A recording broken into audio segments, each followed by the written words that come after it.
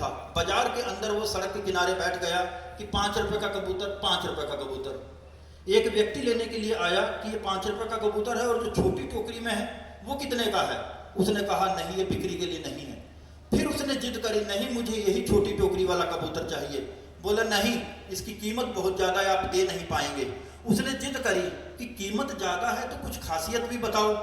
तो उन्होंने कहा कि इसकी खासियत ये है, जब मैं कबूतरों को पकड़ता हूँ तो ये गुटर गूं करता है और सारे कबूतर आ जाते हैं और मैं पकड़ लेता हूँ और आज बाजार में इनको बेच देता हूँ।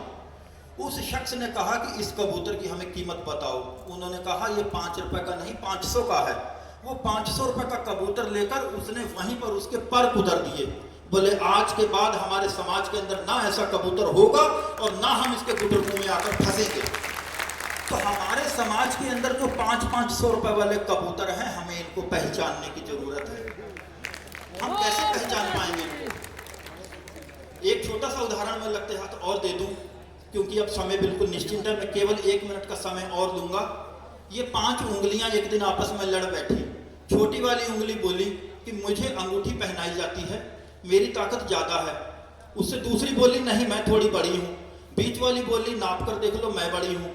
इधर वाली बोली कि जब कोई इशारा करते हो तो सभी लोग मुझे ही उठाते हैं, लेकिन अंगूठा कहाँ पीछे रहने वाला था। वो बोला कि जब किसी को लाइक का रूप देना है, जब किसी को कमेंट में अच्छा दर्शाना है तो मेरा ही नाम लिया जाता है, इसलिए मैं बड़ा हूँ। विवाद बढ़ा और बढ़ने के बाद में कुछ लोगों ने कहा कि किसी सूझवान व्यक्ति के पास चले जाओ, आपस में मत लड़ो, नहीं तो बिखर जाओगे। बात उन्होंने मान ली। मानने के बाद वो किसी सूझवान व्यक्ति के पास आए और उन्होंने कहा कि कौन बड़ा है, आप फैसला कर दीजिए। उस सूझवान व्यक्ति ने उन सब के आगे 5 लड्डू रख दिए। बोले एक एक करके इसे उठा लो, जो उठा लेगा वही बड़ा है। किसी के पास नहीं उठा। बोले अब कैसे करें? बोले अब ऐसा करो कि 5 मिल जाओ और मिलने के बाद उठा लो। जब वो 5 उंगलियां एक मुट्ठी का रूप बना तो वो पूरा का पूरा उन्होंने 5 लड्डू उठा लिए। अगर वो एक एक करते तो कुछ भी नहीं उठा पाते थे। और आज मैं आप लोगों को ये बताने के लिए आया हूं यहाँ पर कि वो सूझवान व्यक्ति मंच पर विराजमान माननीय वामन मेश्राम साहब हैं। हम 5 अलग अलग हुए पड़े हैं। कहीं पर हम कहते हैं मूल निवासी हैं, कोई कहता मैं SC हूँ, ST हूँ, OBC हूँ, मैं सिख हूँ, जैन हूँ, बौद्ध हूँ। 2% के हमने ग्रुप बना लिए हैं। कहने को हम 85% हैं, लेकिन औकात हमारी 2% से भी बुरी हो गई है। वो 3% कैसे आए हैं? उन 3% का ये षड्यंत्र है।